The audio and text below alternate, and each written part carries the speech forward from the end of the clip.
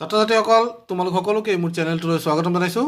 আজি এই ভিডিঅ'টোত আমি ক্লাছ 9ৰ অনুশীলনী R2 অৰ্থাৎ পুনৰ আলোচনাৰ দ্বিতীয় খণ্ডটো আৰম্ভ কৰিবলৈ লৈছোঁ। তোমালোকে ইতিমধ্যে গম পাইছা যে প্ৰথম খণ্ডটো মই কেইটামান ভিডিঅ'ৰ সহায়ত সম্পূৰ্ণ কৰিলোঁ। এতিয়া R2ৰ যিকেইটা প্ৰশ্ন আছে সেই প্ৰশ্নকেইটাৰ প্ৰথমতে 1ৰ পৰা 10লৈকে কেইটামান মাল্টিপল চইচ কুৱেশ্যন দিয়া আছে, অৰ্থাৎ তোমালোকৰ 4টাকৈ অপশ্যন দিয়া আছে উত্তৰৰ বাবে। তাৰে ভিতৰত শুদ্ধ যিটো বাছিব লাগে।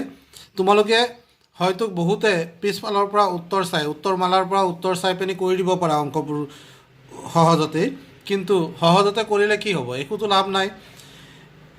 কিদৰে উত্তৰটো পোৱা যায় সেই বস্তুটো তোমালোকে শিকিবলৈ চেষ্টা কৰিবা। তে ব'লা প্ৰথমতে 1 নম্বৰ প্ৰশ্নটো চাওঁ। এখন বৰ্গাকাৰ খেতি পথাৰৰ কালি 10,000 বৰ্গমিটাৰ হ'লে পথাৰখনৰ পৰিসীমা কিমান হ'ব? এতিয়া চোৱা, বৰ্গাকাৰ খেতি পথাৰৰ কালি দিয়া আছে 10,000 বৰ্গমিটাৰ। এতিয়া কালি যদি দিয়া থাকে বৰ্গাকাৰ খেতি পথাৰখনৰ আমি বাহু অৰ্থাৎ 4 বাহুৰ দৈৰ্ঘ্য কিমান হ'ব পাৰে সেইটো আমি চাই লওঁ। বৰ্গাকাৰ পথাৰখনৰ কালি যদি 10,000 বৰ্গমিটাৰ হয়, তেতিয়াহ'লে বাহুৰ দৈৰ্ঘ্য হ'ব ইয়াৰ বৰ্গমূলৰ সমান। 10,000ৰ বৰ্গমূল কিমান? 10,000ৰ বৰ্গমূল হ'ল 100 মিটাৰ হ'ব। 10,000 বৰ্গমিটাৰ আছে, গতিকে ইয়াৰ বৰ্গমূল ওলালে আমি পাম 100 মিটাৰ। 10,000ৰ বৰ্গমূল 100 হয়, গতিকে তাৰ পৰিসীমা ওলাব দিছে। পৰিসীমাৰ সূত্ৰটো তোমাৰ যদি মনত আছে, পৰিসীমা কেনেকৈ উলিয়ায়? 4 পূৰণ বাহু অৰ্থাৎ বাহুৰ 4 গুণ। আমি বাহু কিমান পাইছিলোঁ? 100 মিটাৰ পাইছিলোঁ, গতিকে 100 পূৰণ 4 কৰিলে আমি 400 মিটাৰ পাম ইয়াৰ উত্তৰ। তো এই অংকটো যদি পৰীক্ষাত কৰা কেনেকৈ কৰিবা তোমালোকে চোৱা। উত্তৰটো অপশ্যনেল হ'লেতো চিন্তা নাই, তোমালোকে ডি অপশ্যনটো বাছি ল'বা আৰু হৈ যাব। কিন্তু যদি কৰি দেখুৱাব লগা হয় তেতিয়া কি কৰিবা? কৰি দেখুৱাব লগা হ'লে তোমালোকে লিখিব লাগিব এনেকৈ, দিয়া আছে বা given area of square field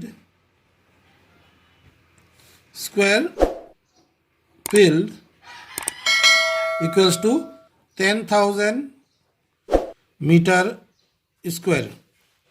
So area of square field 10,000 meter square. Therefore length of each side, প্ৰতিটো বাহুৰ দৈৰ্ঘ্য সমান কি হ'ব? বৰ্গমিটাৰ হ'ব। সো বৰ্গমূলটো আমি উলিয়াব লাগিব কালিৰ বৰ্গমূলৰ সমান, অৰ্থাৎ 10,000 মিটাৰ স্কুৱেৰৰ স্কুৱেৰ ৰুট ওলালে আমি পাই যাম। ইয়াৰ বৰ্গমূল কেনেকৈ উলিয়াই?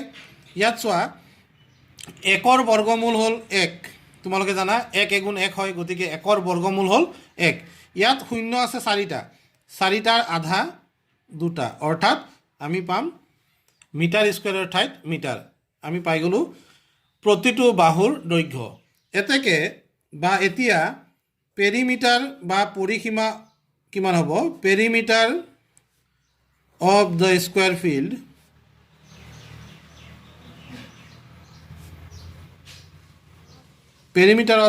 Field equals to 4 into side. ইয়াত 4 ইনটু ছাইড লিখাৰ মানে হ'ল 4 into length of each side, প্ৰতিটো বাহুৰ দৈৰ্ঘ্য, অৰ্থাৎ 4 into 100 metre, that is 4 times 100 metre means 400 metre. এইটো হ'ব তোমালোকৰ এনচাৰ। তো এনেকৈ আমি অংকবিলাক কৰিব লাগিব। প্ৰথম কথাটো হ'ল অংকবিলাকৰ উত্তৰ কেনেকৈ হ'ব পাৰে সেই বস্তুটো বুজি ল'লে তোমালোকে সহজতে অংকটো কৰি উলিয়াব পাৰিবা। নেক্সট কুৱেশ্যনটোত চোৱা, আয়তাকাৰ চোতাল এখনৰ দিগ 30 মিটাৰ আৰু কালি দিয়া আছে 600 বৰ্গমিটাৰ। চোতালখনৰ পৰিসীমা কিমান? এতিয়া প্ৰথমতে তোমালোকে আয়তাকাৰ অৰ্থাৎ আয়ত আকাৰৰ যিকোনো বস্তুৰ যদি দিগ দিয়া আছে আৰু কালি দিয়া আছে, তেতিয়াহ'লে তোমালোকে প্ৰস্থ উলিয়াই ল'ব লাগিব। প্ৰস্থ কেনেকৈ উলিয়াবা? কালি 600 বৰ্গমিটাৰ দিয়া আছে 30ৰে ডিভাইড কৰি দিবা সো 30ৰে ডিভাইড কৰাৰ লগে লগে তোমালোকে পাবা 20 মিটাৰ 20 মিটাৰ হ'ব প্ৰস্থ এতিয়া পৰিসীমা উলিয়াব দিছে পৰিসীমা আমি জানো যে দিঘ আৰু প্ৰস্থৰ যোগফলৰ দুগুণ হয় দিঘ হ'ল 30 প্ৰস্থ হ'ল 20 30 প্লাছ 20 ইজ 50 50ৰ ডাবল অৰ্থাৎ দুগুণ 100 100 ক'ত আছে সি অপশ্যনত দিয়া আছে আৰু ইয়াৰ উত্তৰ হ'ব সি 100 মিটাৰ এতিয়া কথাটো হ'ল অংকটো যদি কৰি দেখুৱাব লগা হয় তেতিয়া কেনেকৈ কৰিবা তো ফাৰ্ষ্ট কুৱেশ্যনটো মই কৰিলোঁ সেকেন্ড কুৱেশ্যনটোত আমি কেনেকৈ ষ্টাৰ্ট কৰিম given length equals to 30 meter area equals to 600 meter square therefore breadth that means prostho equals to কি হ'ব area divided by length অর্থাৎ কালি হরণ কি দিগ আমি কালি পাইছিলোঁ 600 মিটাৰ স্কুৱেৰ আৰু লেন্থ পাইছোঁ 30 metre that means after division 0 0 cancel 3 2 যা 6 0 মিটাৰ স্কুৱেৰ আৰু মিটাৰ এটা মিটাৰ কেঞ্চেল হ'ল চ' 20 মিটাৰ হ'ব ইয়াৰ এনচাৰ এইটো হ'ল breadth of the square floor now next পাৰ্টটো আছিল পৰিসীমা উলিওৱা সো পৰিসীমাক ইংৰাজীত কি বুলি কয় পেৰিমিটাৰ দেয়াৰফৰ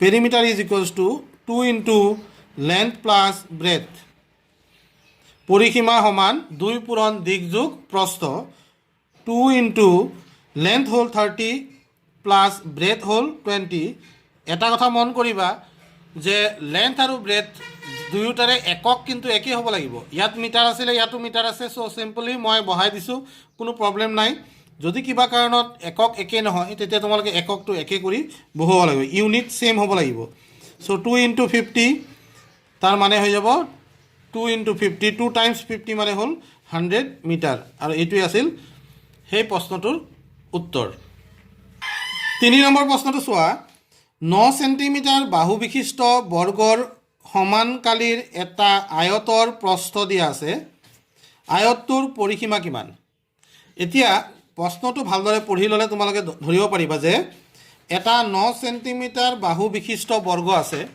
আৰু এটা আয়ত আছে যিটোৰ প্ৰস্থ দিয়া আছে 3 সেন্টিমিটাৰ দুয়োটাৰে কিন্তু কালি সমান অৰ্থাৎ বৰ্গৰ কালি যদি আমি উলিয়াবলৈ যাওঁ 9 সেন্টিমিটাৰ বাহু বিশিষ্ট বৰ্গৰ কালি হ'ব 9 পূৰণ 9 81 বৰ্গ সেন্টিমিটাৰ আৰু সেই একে সমান কালি বিশিষ্ট আয়ত এটা আছে তো আয়তটোৰ প্ৰস্থ দিয়া আছে কালি পাই গ'লো আমি বৰ্গৰ কালি যিমান আয়তটোৰ কালিও সিমান অৰ্থাৎ 81 বৰ্গ সেন্টিমিটাৰ এতিয়া আয়তটোৰ দিঘ উলিয়াই লওঁ কিয় আয়তটোৰ পৰিসীমা উলিয়াবলৈ আমাক দিঘৰ প্ৰয়োজন হ'ব প্ৰস্থৰো প্ৰয়োজন হ'ব যেহেতু প্ৰস্থ দিয়া আছে আমি দিঘটো কেনেকৈ উলিয়াম 81ক আমি 3 ৰে ডিভাইড কৰি দিম ডিভাইড কৰাৰ লগে লগে আমি এনসাৰ পাম 27 সেন্টিমিটাৰ আৰু আয়তৰ যেতিয়া আমি পৰিসীমা উলিয়াব যাম আয়তটোৰ দিঘ 27 প্লাছ প্ৰস্থ হ'ল 3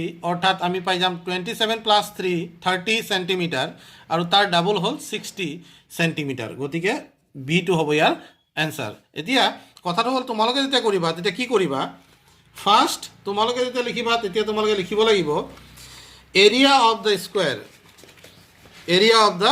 স্কুৱেৰ মই স্কুৱেৰটোৰ এৰিয়া ওলাম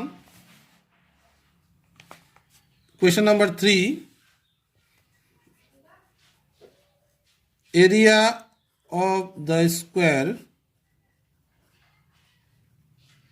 is equals two side into side year area কেনেকৈ উলিয়াই বৰ্গৰ কালি কেনেকৈ উলিয়াই বাহু পূৰণ বাহু কৰি পোৱা যায় গতিকে 9 centimetre into 9 centimetre is same as 81 square centimetre এনেকৈও লিখিব পাৰি বা সেন্টিমিটাৰ স্কোয়াৰ বুলিও ক'ব পাৰি তো এতিয়া আমি বৰ্গটোৰ কালি পাই গ'লোঁ এতেকে area of the rectangle area of the rectangle আমি কিমান পাই গ'লো 81 স্কয়ার সেন্টিমিটারে পালো ওকে ব্রেথ আমাক দিয়া আছে 3 সেন্টিমিটার therefore length কি হ'ব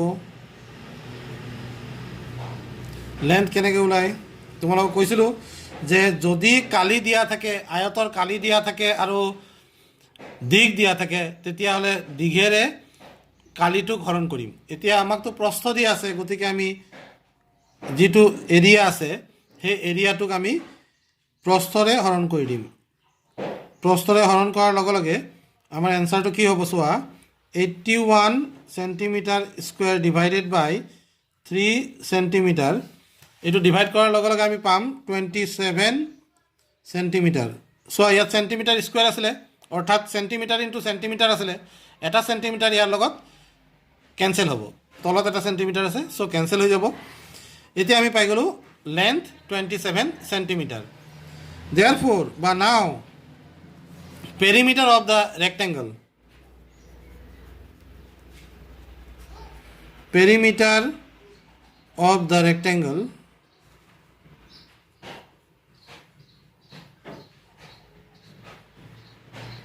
কি হ'ব perimeter of the rectangle is equals to 2 into length plus breadth that means 2 into length মানে আমি পালো 27 plus breadth আমাক দিয়া আছিল 3 গতিকে আমি পালো 2 into 30 that means 2 3 যা 6 2 3 যা 6 0 সেন্টিমিটার অর্থাৎ 60 সেন্টিমিটার এইদৰে তোমালোকে অংকবিলাক কৰিবলৈ চেষ্টা কৰিবা তেতিয়া তোমালোকৰ ডাউটবিলাক একেবাৰে ক্লিয়াৰ হৈ থাকিব ছাত্ৰ ছাত্ৰীসকল 3 নম্বৰ প্ৰশ্নটো আমাৰ হৈ গ'ল বাকি কিটা প্ৰশ্ন মই পৰৱৰ্তী ভিডিঅ তোমালোকলৈ আগবঢ়াবলৈ চেষ্টা কৰিম সৰু সৰুকে দুই এটাকে তোমালোকক মই দি থাকিম যদিও তোমালোকৰ এই কোৰ্সটো কমপ্লিট মই এই বছৰ কৰিহে এৰিম এটো মোৰ কাৰণে এটা বৰ ডাঙৰ বিষয় কাৰণ মই সময় উলিয়াই লৈ বহু ব্যস্ততাৰ মাজত এই ভিডিঅসমূহ বনাব লগা হয় সো আজিলৈ ইয়াতে এৰিলো যিসকলে বুজি পাইছা বন্ধু বান্ধৱীৰ লগত শেয়াৰ কৰিবা যাতে তেওঁলোকেও অংকবিলাক চাই লৈ অলপ বুজিব পাৰে